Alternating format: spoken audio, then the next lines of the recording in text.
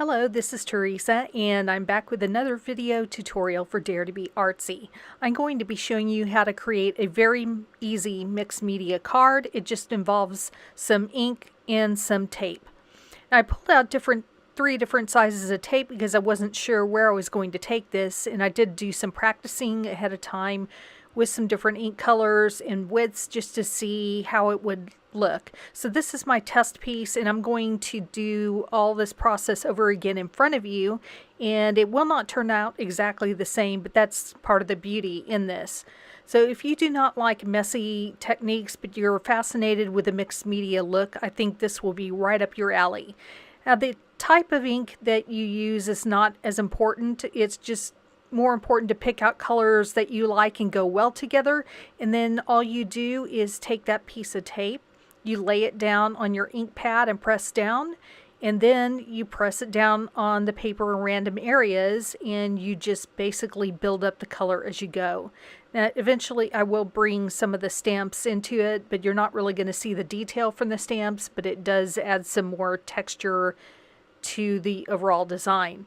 So with some of the inks I use, they were very, very strong when I first pulled them off the pad. So in some cases I do put the tape down on the copy paper first just to pull off some of that ink before I put it on my project. And that way I can kind of control how strong the color is. And I keep, instead of putting ink on the piece of tape every single time, I'm just getting basically a second generation result from using the tape again, because some of that ink will stick on as you're working through the project. And there's not really a lot of instruction I can really give at this point, because what I'm doing is just continuing to build up color and just using different ink pads until I decide I'm ready to use some of the stamps. A couple of them I have on blocks, and the biggest one there that you can see off to the top right is I'm not going to use with a block at all. So I'm just going to use some of the same colors, and I finally got smart and taped down my piece, which I probably should have done at the beginning of the whole thing. This whole do as I say, not as I do, right? So I'm picking up the stamp, and I'm not trying to be careful about my stamping method because it's supposed to look random and kind of, how do we put it? I don't want to say messy, but just kind of organic. That's the word I was looking for. So I've picked up the large stamp, and I'm using the very darkest color that I'm using in this series, which is a very, very dark blue, or kind of purplish blue.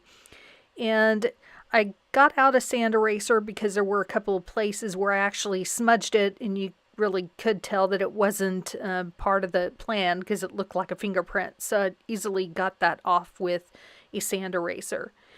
And I have my test piece out again because I was trying to decide if I was going to splatter some white over the top of it. So I just decided to try it on my test piece first. I decided I liked it, and I went ahead and put it on my real project piece. I'm now matting that onto some black paper after I did trim that down to be smaller than my card front.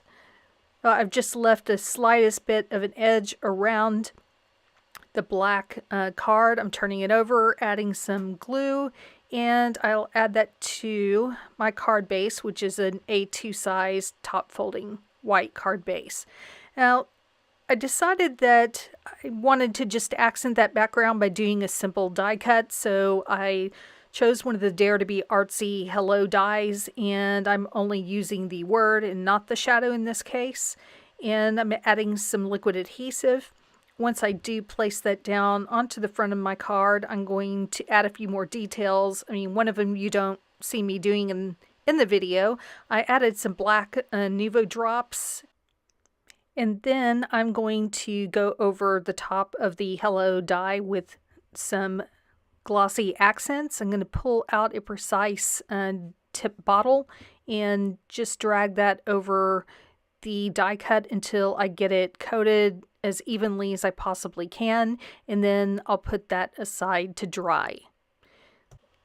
And if you're curious, I thought I'd show you that I used the color wheel to make my palette choices today. So I'm using analogous colors as well as one that's on the opposite side of the blue cyan. So thank you for joining me again today. I hope you enjoyed this video. If you did, please leave me a thumbs up and subscribe. Till next time, I dare you to get artsy.